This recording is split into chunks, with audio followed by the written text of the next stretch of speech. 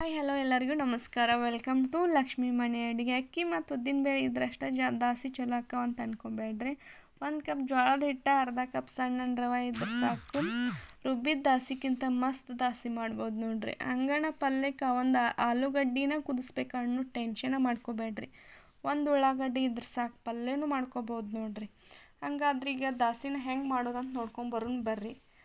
ಒಂದು ಮಿಕ್ಸಿ ಜಾರಿಗೆ 1 ಕಪ್ನಷ್ಟು ಜೋಳದ ಹಿಟ್ಟು ತೊಗೊಂಡೇನಿ ರೀ. 1 ಕಪ್ ಜೋಳದ ಹಿಟ್ಟಿಗೆ ಅರ್ಧ ಕಪ್ನಷ್ಟು ಸಣ್ಣ ರವೆ ತೊಗೊಳಕತ್ತೇನೆ ರೀ. ಈಗ ಇದಕ್ಕೆ ರುಚಿಗೆ ತಕ್ಕಷ್ಟು ಉಪ್ಪು ಮತ್ತು 1 ಟೇಬಲ್ ಸ್ಪೂನ್ನಷ್ಟು ಜೀರಿಗೆ ಹಾಕೊಳಕತ್ತೇನೆ. ಈಗ ಸ್ವಲ್ಪ ನೀರು ಹಾಕಿ ರವೆ ಮತ್ತು ಹಿಟ್ಟು ಮಿಕ್ಸ್ ಮಾಡ್ಕೊಳಕತ್ತೇನೆ ರೀ. ಇದೆಲ್ಲ ಮಿಕ್ಸ್ ಆದಮೇಲೆ ಇನ್ನೊಂದು ಸ್ವಲ್ಪ ನೀರು ಹಾಕ್ಕೊಂಡು ಹಿಟ್ಟನ್ನು ನಾವು ಮಾಮೂಲಿ ದಾಸಿ ಹೆಂಗೆ ಮಾಡ್ತೇವೆ ನೋಡ್ರಿ, ಆ ಹಿಟ್ಟಿನ ಅದಕ್ಕೆ ಇದನ್ನೆಲ್ಲ ಗ್ರೈಂಡ್ ಮಾಡ್ಕೊಂಬರ್ಬೇಕು ನೋಡ್ರಿ. ಈ ರೀತಿ ಗ್ರೈಂಡ್ ಮಾಡ್ಕೊಳ್ಬೇಕು ನೋಡಿ. ದಾಸಿ ಹಿಟ್ಟಿನ ನಾವು ಮಾಮೂಲಿ ದಾಸಿ ಮಾಡ್ತೀವಲ್ಲ ಆ ಥರ ಆಗೈತೆ ರೀ. ಈ ಥರ ಆದ್ರೆ ಸಾಕು ದಾಸಿ ಹಿಟ್ಟು. ಈಗ ಇದನ್ನೆಲ್ಲ ಚಂದಮ್ಗೆ ಮಿಕ್ಸ್ ಮಾಡಿ ಇದಕ್ಕೆ ದಾಸಿ ಕಲರ್ ಚಂದಮ್ಗೆ ಬರಬೇಕಂತ ಸ್ವಲ್ಪ ಸಕ್ಕರೆ ಹಾಕೊಳಕತ್ತೇನೆ ರೀ. ಈ ಸಕ್ಕರೆ ಎಲ್ಲ ಮಿಕ್ಸ್ ಮಾಡ್ಕೊಂಡು ಒಂದು 10 ನಿಮಿಷದ ತನಕ ಇದನ್ನ ದಾಸಿ ಹಿಟ್ಟು ನೆನೆಯಾಕೆ ಬಿಡ್ಬೇಕು ರೀ. ಈ ದಾಸಿ ಹಿಟ್ಟು ನೆನಿತನ ಉಳ್ಳಾಗಡ್ಡಿ ಪಲ್ಯ ಹೆಂಗೆ ಮಾಡೋದಂತ ನೋಡ್ಕೊಂಬರೋಣ ಬರ್ರಿ. ಗ್ಯಾಸ್ ಮೇಲೆ ಒಂದು ಬಾಳ್ಗೆ ಇಟ್ಟು ಅದಕ್ಕೆ ಎಣ್ಣೆ ಹಾಕಿ, ಎಣ್ಣೆ ಎಲ್ಲ ಕಾದಾದ್ಮೇಲೆ ರೀ ಅದಕ್ಕೆ ಸಾಸ್ಮೆ ಜೀರಿಗೆ ಹಾಕ್ಕೊಳ್ಬೇಕು ರೀ. ಸಾಸ್ಮೆ ಜೀರಿಗೆ ಎಲ್ಲ ಹಾಕ್ಕೊಂಡಾದ್ಮೇಲೆ ಕರಿಬೇವನ್ನ ಹಾಕ್ಕೊಳಕತ್ತೇನೆ ರೀ.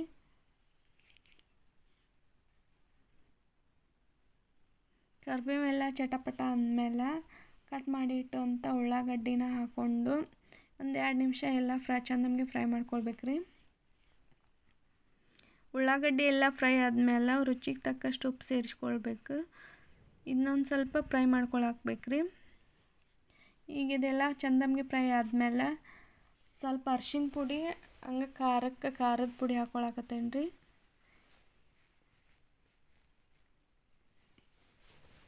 ಇದನ್ನೆಲ್ಲ ಚೆನ್ನಾಗಿ ಫ್ರೈ ಮಾಡ್ಕೋಬೇಕು ರೀ. ಆಮೇಲೆ ಒಂದು ಸ್ವಲ್ಪ ಟೇಸ್ಟಿಗೆ ಅಂತ ಸ್ವಲ್ಪ ಸಕ್ಕರೆನ ಹಾಕ್ಕೊಳಕತ್ತೇನೆ ರೀ. ಇದನ್ನೆಲ್ಲ ಹಾಕ್ಕೊಂಡು ಮತ್ತು ಮಿಕ್ಸ್ ಮಾಡ್ಕೋಬೇಕು ರೀ.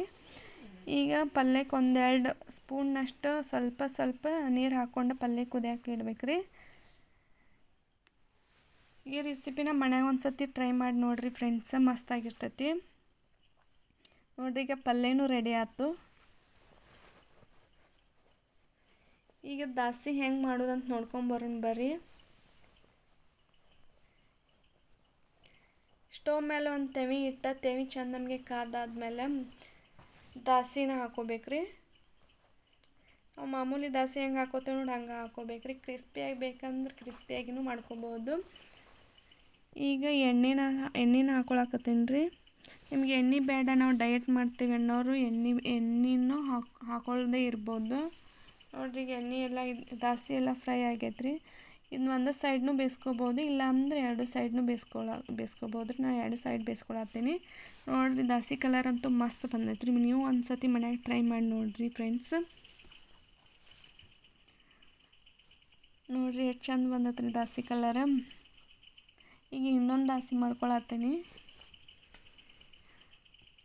ಈ ವಿಡಿಯೋ ಇಷ್ಟ ಆಗಿದ್ರೆ ಫ್ರೆಂಡ್ಸ್ ಪ್ಲೀಸ್ ಲೈಕ್ ಮಾಡಿರಿ, ಶೇರ್ ಮಾಡಿರಿ, ಸಬ್ಸ್ಕ್ರೈಬ್ ಮಾಡಿರಿ. ಸಬ್ಸ್ಕ್ರೈಬ್ ಮಾಡ್ಕೊಂಡು ಅದ್ರ ಪಕ್ಕದಾಗಿರೋ ಬೆಲ್ ಐಕನ್ನ ಪ್ರೆಸ್ ಮಾಡ್ಕೋರಿ. ಅಂದ್ರೆ ನಾ ಹಾಕೋ ವಿಡಿಯೋಗಳ ನೋಟಿಫಿಕೇಷನ್ ನಿಮ್ಮ ಫೋನಿಗೆ ಬರ್ತೈತೆ ರೀ. ನೋಡಿರಿ ಇನ್ನೊಂದು ದಾಸಿ ಹಾಕ್ಕೊಳತ್ತೀನಿ.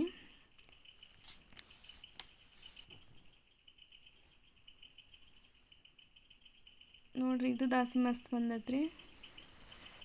ಈ ರೆಸಿಪಿನ ಮನ್ಯಾಗ ಒಂದು ಸತಿ ಟ್ರೈ ಮಾಡಿರಿ ಫ್ರೆಂಡ್ಸ್. Thanks for watching.